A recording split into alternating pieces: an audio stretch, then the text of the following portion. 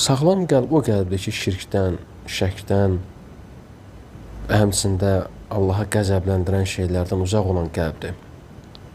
Həmçində bidətə, asiliyə, israrlı olmaqdan uzaq olan qəlbdir. Və belə qəlb görürsən ki, sağlam qəlb olur.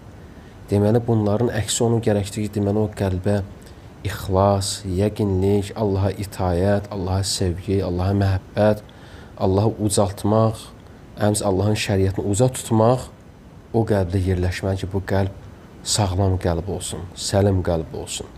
O qəlb qiyamət gün ona fayda verən qəlblərdən olsun. İbn Qayyim rahimehullah buyurur ki, insanların yəni qəlb barəsində sağlam qəlb barəsində bir çox deyimlər var. Lakin sağlam qəlb o qəlbdir ki, yəni şəhvətlərdən və həmçinin şübhələrdən uzaq olan qəlbdir. Yəni şəhvətlərdən uzaq qəlbdir, yəni o qəlb Allahın əmrinə və həmçinin Allahın qadağasına müxalif olmaz. Şübhələrdən də salamatdır, yəni o qəlbdə Allahın xəbərlərinə qarşı heç bir etiraz olmaz. O qəlbdə yalnız tək Allahlıq yerləşər. O qəlb salamat qəlbdir.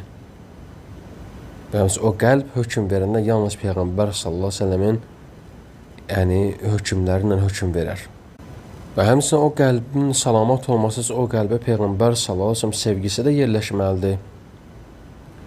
Və bilməlidir ki, yəni bir işində hökm verdiyi zaman Peyğəmbər sallallahu əleyhi və səlləm hökmlərinə hökm verməlidir.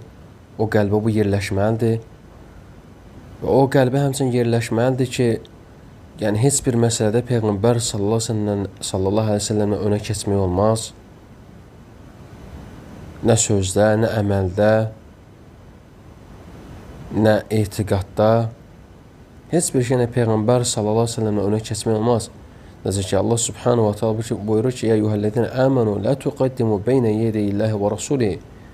Ey iman gətirənlər, Allahdan və onun Rəsulundan önə keçməyin. Yəni Peyğəmbər sallallahu əleyhi və səlləm bir şey demədikcə siz ona deməyin. Və Allah Resulü sallallahu əleyhi və səlləm bir şey əmr etmədikcə siz onu yerinə yetirməyin. Yəni budur. Peyğəmbər sallallahu əleyhi və səlləm olan həqiqi sevgi, həqiqi məhəbbət qəlbdə bu yerləşməlidir.